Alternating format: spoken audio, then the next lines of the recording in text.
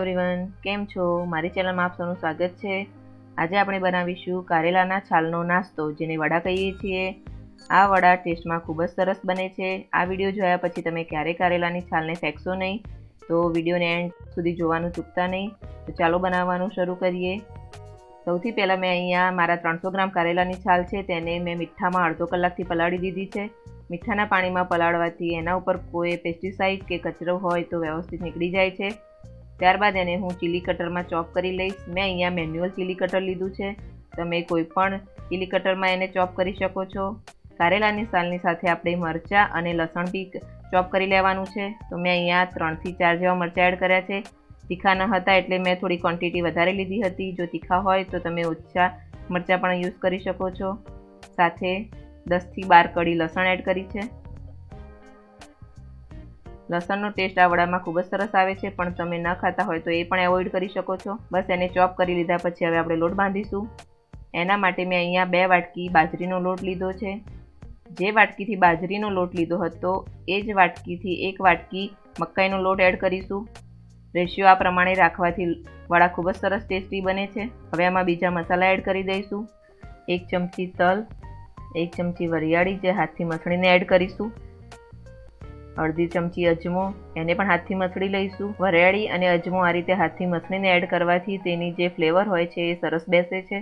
સ્વાદ પ્રમાણે મીઠું, 2 ચમચી જેવી ખાંડ, તમે ખાંડ ના નાખો તો ગોળ પણ યુઝ કરી શકો છો, અને જો બિલકુલ ગોળ પણ ન ગમતું હોય તો બંને એવોઇડ કરી શકો છો।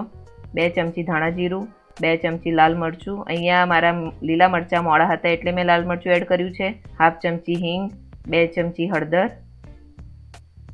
અને અડધી વાટકી જેવી લીલી કોથમીર એડ કરી છે। એમાં ચોપ કરેલા કારેલા, લીલા મરચાં અને લસણ એડ કરી દઈશું। ત્યારબાદ 2 ચમચી લીંબુનો રસ એડ કરી દઈશું। અહીંયા લીંબુનો રસ મેં એટલા માટે એડ કર્યો છે કે મેં અહીંયા ખાંડ વાપરી હતી તો ખાટો મીઠો ટેસ્ટ સરસ આવે છે। ત્યારબાદ 2 ચમચી જેટલું તેલ એડ કરી દઈશું। હવે બસ આ બધા લોટને વ્યવસ્થિત મિક્સ કરી અને સારી રીતે લોટ બાંધી લઈશું। લોટ થોડું થોડું પાણી એડ કરીને બાંધીશું।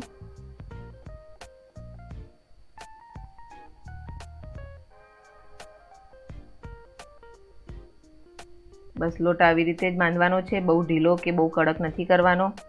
હવે આમાંથી નાના નાના ગુલ્લા કરીને 2 હાથ વચ્ચે દબાવીને સરસ નાના નાના ગોળ વડા થેપી લઈશું। બસ વડાની થિકનેસ આ રીતે જ રાખવાની છે, તો આ રીતે થેપીને બધા વડા તૈયાર કરી લઈશું। બસ હવે આ વડાને આપણે તળી લઈશું। અહીંયા મેં તેલ ગરમ કરવા મૂકી દીધું હતું, એમાં આપણે આપણા તૈયાર કરેલા વડા 1 બાય 1 એડ કરીશું। ગેસની ફ્લેમ આપણે મીડિયમ જ રાખવાની છે વડા તળતી વખતે। હવે આ વડા ઉપર નીચે કરીને વ્યવસ્થિત રીતે તળી લઈશું। વડાને તળાતા 8 થી 10 મિનિટ જેવો ટાઈમ લાગે છે, કારણ કે આપણે એની મીડિયમ ફ્લેમ પર જ તળવાના છે। તેનાથી વડા ક્રન્ચી અને સોફ્ટ બને છે।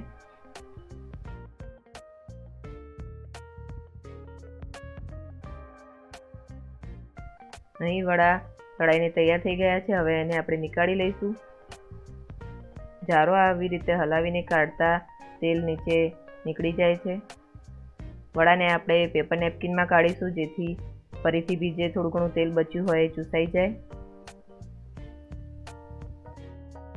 અહીંયા વડા તૈયાર થઈ ગયા છે, તમે જોઈ શકો છો કે કેટલા ક્રન્ચી સોફ્ટ તૈયાર થયા છે।